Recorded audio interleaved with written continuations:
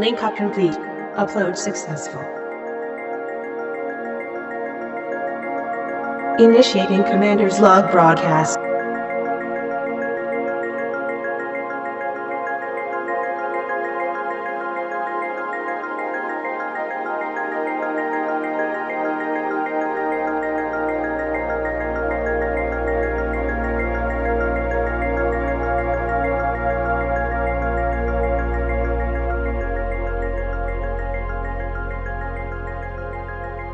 Hello, I'm John Harper, and welcome to the 4th episode of the Commander's Log, podcast for the Elite Dangerous novel and Hear the Wheel.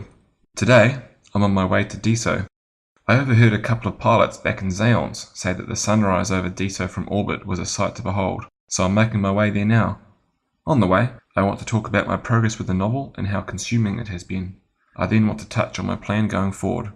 After that, I'll delve into a big discussion the writers have been having in the forum. And then I'll be discussing a topic that's quite relevant to me right now, space battles. Finally, I'll do a bit of a shout out to a fine elite fiction writer, so please stick around while I make the jump to Coordinates set. Hyperspace vector calculated. Entering hyperspace in 5, 4, 3, 2, 1.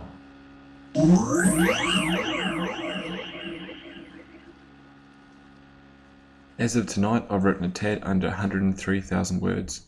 On my weekly website updates, I've been targeting a total of 105,000 words. I think I'm going to knock that one for 6 and end up somewhere around the 110,000 word mark. I'm a little bit gutted I didn't finish the draft before my last weekly update, so now I'm going to be on a big push to finish it this week. With my other commitments, it'll be tough, and if this last scene keeps growing the way that it has, then all bets are off, but I'll do my damnedest to make it happen. I'm looking forward to crossing the finish line for a few reasons. First, it's a massive hurdle to conquer. Arguably the biggest single accomplishment in the journey from start to finish.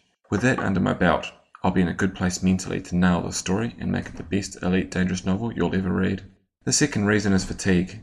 I've been doing on average approximately 1,400 words a day since February. Coupled with everything else I've been doing, setting up and updating the website, producing this podcast, and my family things, it's been a pretty full-on schedule.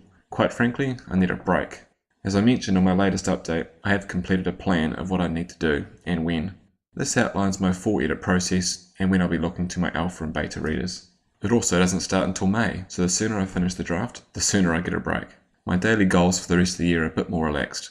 Still pushing hard, but giving myself a chance to breathe and get some other things done at the same time. My 4-stage process is Edit 1, target weak areas only. They're there, I'm not kidding myself. Either because I blasted past too quick, knowing I'd come back later, or because on reflection I've changed my mind on something, or because the details haven't even been set by Frontier yet. Either way, this edit is where I make these macro changes. This is my value-adding edit.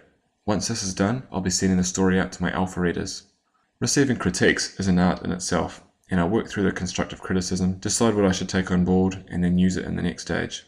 The second stage is the line-by-line edit. I have a process involving many tools in my editing toolkit. I print out the whole story and go through it looking for all kinds of things. Not spelling mistakes, not necessarily grammar, more things like body language, action, beats, the 5 senses, things that make the story more immersive, something that takes it from the functional to the fantastic level. Once this is complete, I'll be sending the story out to the beta readers. I'll take a break then, let the beta group read, compile their thoughts, and get back to me. Then I'll get into the third stage, which I call the torchlight, because this is where I shine a torch in the eye of the manuscript. I'll go into its soul, where it can't hide any secrets, and ask it some pretty tough questions. Do I need this scene? Can it go? Is this the right place for it? Is it the right point of view, or do I need to redo the chapter or the scene from another point of view? Hard questions that need hard answers. Finally, I'll go into my 4th stage edit, which I call the polish. Here, I'll be picking apart every word. Spelling, grammar, fluency, flow, nuances, subtext, theme. I'll be making sure that all of these sing and more. This edit is what will take the novel from the 95th percentile up to the 99th percentile. Of course, it all depends on everything else before it being done right. Someone's hailing me.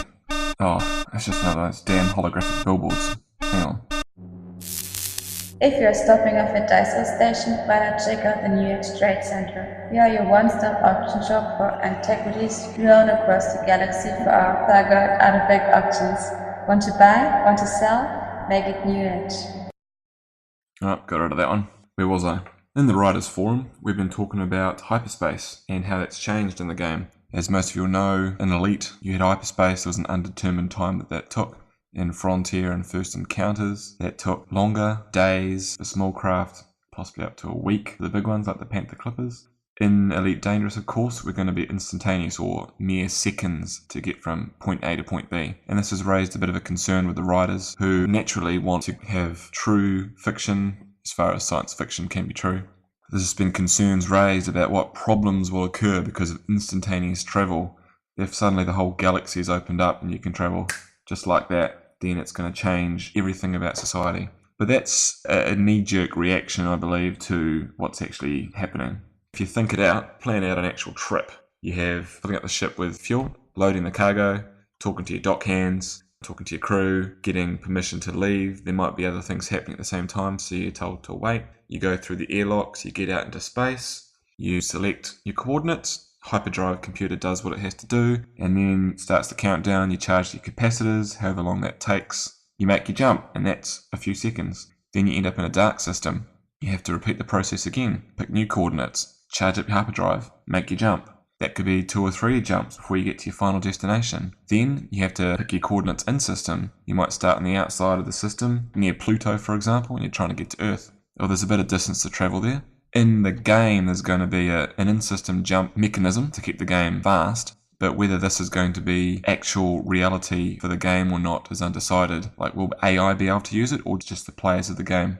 So let's assume that it's just a thing utilised for the actual gameplay. It's not actually part of the universe. So you've still got to travel in system. And if you've got the same speed engines as First Encounters, and again that can take 3 or 4 days up to a week to travel in system, you got to speed up, then you got to turn around, you got to speed down again. Regardless whether you've jumped or whether you've travelled the old-fashioned way, once you get to the safe zone around the space station, then you've got to fly manually to the space station, got to get docking clearance, you've got to dock, you've got to get to your Earth, you've got to unload, you've got to do all the detailing with that. And so it's not going to be a 2-second operation to get from A to B. It could be a week, could be a bit less, but I don't think it's going to be instantaneous, even though the hyperdrive component may be instantaneous. So I think that takes away quite a few of the issues that have been raised. As I mentioned before, another area of concern was that how it will change society. The frontier will spread and thicken. There'll be more people in a diaspora trying to get out to colonize the world. There'll be fast battles. You'll jump in, you'll destroy each other, you'll jump out again. The military will completely change. There won't be anarchies anymore. These are some of the ideas that have been brought up. And maybe that's true, but that's the end game. That will be the result in tens to hundreds of years down the road. Right now we're in a bit of a transient state. The new technology's only been around for a couple of years. People are still trying to figure it out. New tactics are being evolved. People are still trying to deal with it. It wouldn't have changed the galaxy an incredible amount in the last 2 years, but this is probably the time when things start changing, and this is the perfect time to introduce the game and introduce the fiction, because this is where the changes are happening. This is when all the conflict is going to arise. This is going to be a really, really interesting and exciting time to be involved in the universe. So I'm really actually excited with this new hyperdrive technology and where it's going to take the Elite Dangerous Galaxy. Something that was important to my story is how do fleets engage in battle. And perhaps getting from your system to your opponent's system will be quick. Still got to travel in system, got to have your battle. So all that might not be a particularly long component of time. But before you send a fleet into battle, you've got a plan. Your generals have to get together. They have to get intelligence. They have to think about it. They have to come up with a plan. They have to get authorization to do it. They have to get munitions. They have to get food. Especially if you're going to try and interdict a planet, you're going to need food. You're going to need resources. All of that stuff takes a long time to organize. So I don't think it's going to change much between pre-new hyperdrives and after hyperdrives. So it's been a pretty rigorous discussion we've had, and it's been good. There's been good points on both sides. I think that the polar opposites of the spectrum aren't going to really be happening. We're going to be more in the middle, but there are going to be changes, and it's going to be exciting, and damn it, I really can't wait to get in there and play it. I'm just in the midst of writing a big space battle scene. It's been interesting to write. Hard to do it well, but it's fun trying to make it work. It's about emotions, the stress, trying to find a way through it, with the guns and the explosions as background. Yet, they have to be at the same time foreground to ground the situation and scare the crap out of the reader and the protagonist. The extra challenge of the hero not being a pilot adds another variable to it. He isn't the one pulling the levers, and there's no way to combat this, but I can have him involved in the battle through other means. Controlling the flow of battle, giving him access to more information, more sensors, so he can better see the overview than perhaps the pilot can, and relaying this information. Star Wars X-Wing series was a pretty good example of dogfights up in space. In those books there are a lot of combat scenes, a lot of dogfights. They use a lot of etheric rudder, they call it, though I'm not sure we'll be having that in Elite. As a writer, you never want to copy someone else's work and ideas, but it does pay to read around, see what works and what doesn't, and then figure out why stuff works, and then use this information to hone your own work. This is all part of the editing process that I'll be undertaking as soon as the draft is completed. Hello, this guy looks a bit far from home. Hello, Lave Security. How are you going? Hey, John Harper, is it you? John Stabler, you old bugger. What are you doing out here? Somebody told me there was a planet out here, home to a dying race made up only of women, barely 3,000 of them. I'm here to kickstart their repopulation program. Oh, brilliant. I'm going to leave Diso in a few minutes, but I might stick around with you afterwards, maybe. Brilliant. All right. Do you come out here often? Do you spend most of your time kicking around Lave, or Larvae as I'm used to calling it? Is that your favourite system? I'm a big fan of Lave, because of the radio show, of course. Obviously, Sol, I'm a big fan of, because my mother, she went into labour early. So her transport was diverted to Apollonia City. Ah. So that means I'm a moon baby, I guess. Or a Selenian, perhaps. Ah, yes. Did you ever go to, in Elite, did you ever go to Sorry, in the bottom right-hand corner of Galaxy Map 1? I remember seeing it, so I'm pretty sure I would have gone there. But I don't have many memories apart from the usual milk runs, unfortunately. The names are what sticked in my mind. So Diso, well, I called it Diso when I was young, sounded cool, and Sorry sounded cool, so those are the ones that sort of stuck in my mind. I think it depends who you talk to. There's a lot of people who still say Diso. Who am I to argue? For instance, I think Dave Hughes has said it's meant to be pronounced Diso. I was a bit gutted when David Braben himself said Lave instead of Larvae. That sort of shattered 20 years of memories. Yeah, I know what you mean, but, we were kids. What did we know? Yeah. So you mentioned Lave Radio, and you and I have talked about this a bit, but you've got some pretty big aspirations for it. Well, when I say big, I mean we want to continue it for as long as possible. I guess that means post-launch as well. Because if there was ever a reason to have a podcast, it would be for a game that actually exists. So Yeah, you could that's actually, build up around the community who are actually playing the game. But we found that there's a community around the actual game development itself. And I hope that community actually hangs around afterwards. Or they're not too busy playing it to come and listen to the podcast, perhaps. We need them to also engage with us. Because unless we've got some kind of a dialogue going on with a community, pretty hard to kind of get lost, if you know what I mean. Yeah. So do you imagine it sort of maintaining its current shape, or would you want to go in-game as an in-game podcast if that was ever possible? Or Well, I mean, that would be like some kind of dream come true in a way, because obviously we all share a massive love for the game, and a lot of people have said, yeah, that comes across on the podcast. So, I mean, something like that would be awesome. But actually, we'd be producing an asset for a game, and it's a consumable as well. It'd be something that would need to be produced on a regular basis. And, I think if that kind of thing was actually ever offered to us, then we'd all have to have a good sit down and a think about it, because it would be a hell of a commitment. At least with a podcast, tomorrow we all said, you know what, let's knock it on the head. We could do that. Not that we're planning to, Yeah. but obviously if you've got a contractual obligation, then you've got to take it a bit more seriously, I guess. writing this novel's definitely been almost a full-time job in itself. I bet. I mean, you guys have got contracts, and when you receive something like that, this shit got real. I mean, I don't envy you guys at all. I mean, you guys are having to basically put together a commercial product. It's got that kind of level of quality control on it, and then you got to deal with all the legal. And just before the Kickstarter, or before these writer packs were interviewed, you all probably just considered yourselves, fan fiction writers at the most. I mean, obviously, there's a couple of guys who've been published, but who'd have known a few months since then that you'd all be tied up in legal documents. Yeah, I mean, I've written a few novels, not published. I've published short stories, never novels, so it's definitely a step up, but not totally unfamiliar territory. But the one thing I want to know is, I mean, FD aren't going to chase you if, to deliver. I mean, surely the only people that are going to be chasing you are the people who funded you through Kickstarter. That's right. The Frontier have always said that they'll help us publicise and help launch it if it's ready. If it's not, then you're on your own, basically. Yeah, I mean, in some ways it's a blessing that you don't have a publisher who's chasing after your final manuscript, but at the same time, you don't want to miss out on a free PR opportunity from Frontier Developments. Absolutely not, yeah. I mean, that goal is set in concrete for me. If I'm behind schedule for some reason, I have to take a month off work in January, I'll do it, whatever it takes. This is it for me. Oh, well, good luck. So talking about little ventures, looked at your signature on the forums. I saw something of yours that you're working on perhaps on the side. You want to tell us about it? Yeah, well, first of all, it's surprising how few curious people exist on the forums, because very few people have clicked that link. I'm Ever. sure if anyone listens to this podcast, they will now go and click the link. But yeah, it's basically a link to my project page on the Lave Radio website. I haven't just started. I've been already working on a mini game called Battle for Lave Station, which just gives a kind of slice of action, really. It's a kind of join a multiplayer scenario for as long as you want, flying a ship outside Lave Station. You either play part of the Lave Station security forces flying a Viper, or you're in an Alliance Cobra. And it's basically a straightforward team deathmatch affair, if you want to put it into game language. An elite, cool. Yeah.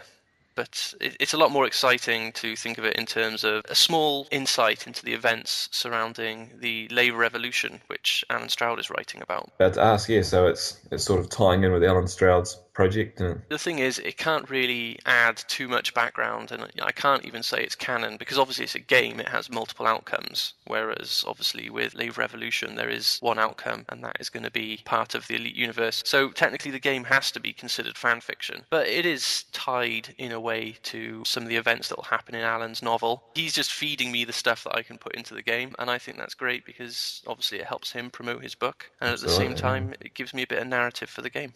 And the big question, when can we play it? In one respect, I'm going to disappoint you and say I can't give you a definite date. However, the good news is it's much sooner rather than later. I'm more keen to get something playable out to people and then actually add to it via updates and maybe even take feedback off players.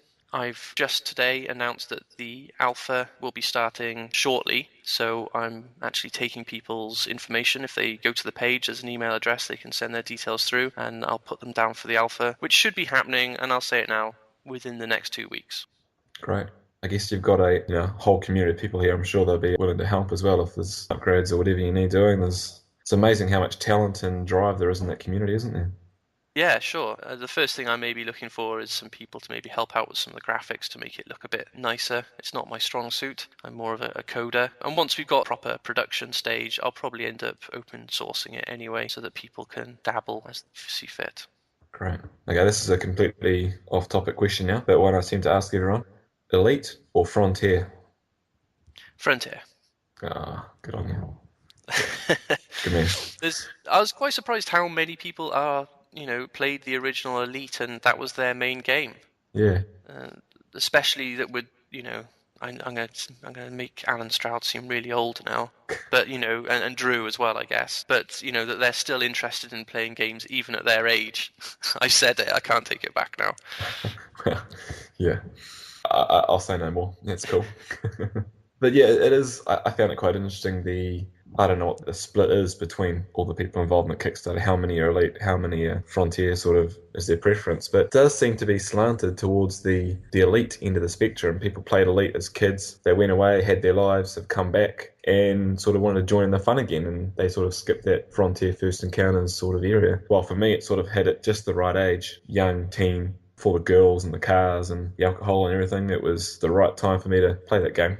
The one thing that I noticed was that during the Kickstarter, there seemed to be more of a majority of Frontier players. And I think what's happened is that as now we've entered the development phase, on the forums, maybe some of the Frontier players have kind of dropped back and it's only the hardcore Elite players that they're now more influential. They're taking part in more of the debates on the forums. I'm not sure.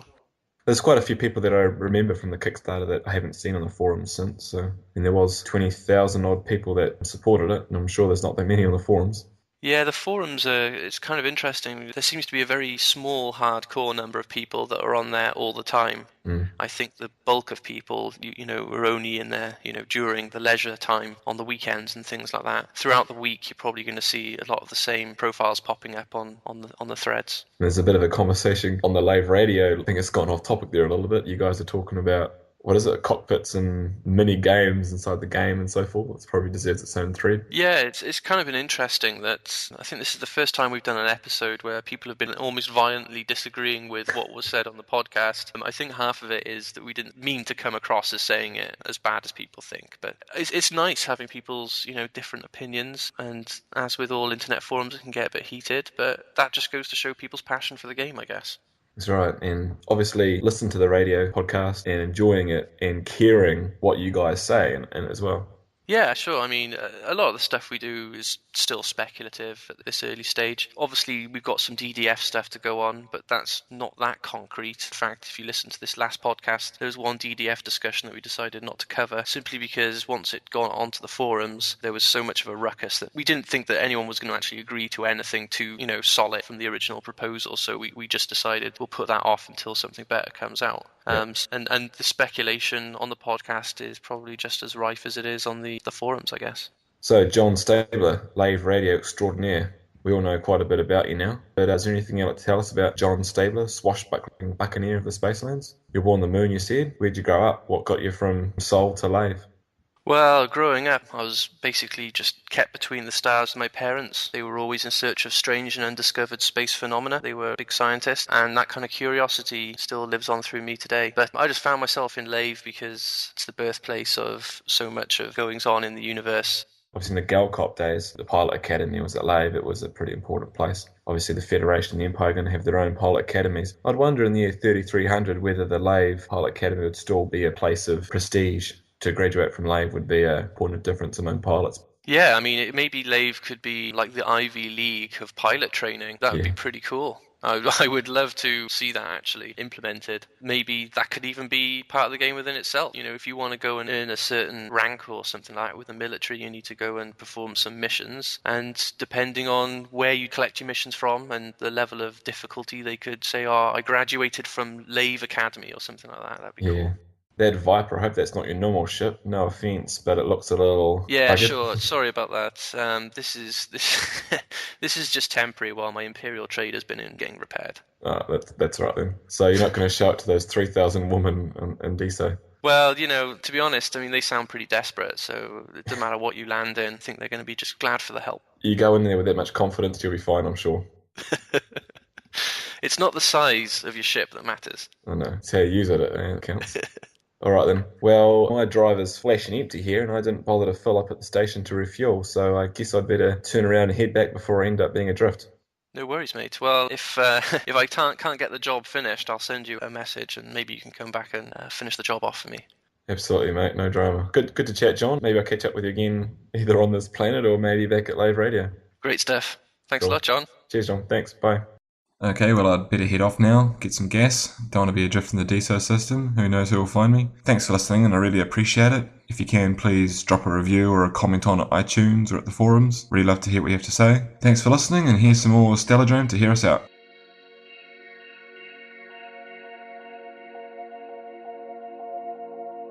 Deactivating link up. Commander's log broadcast terminated.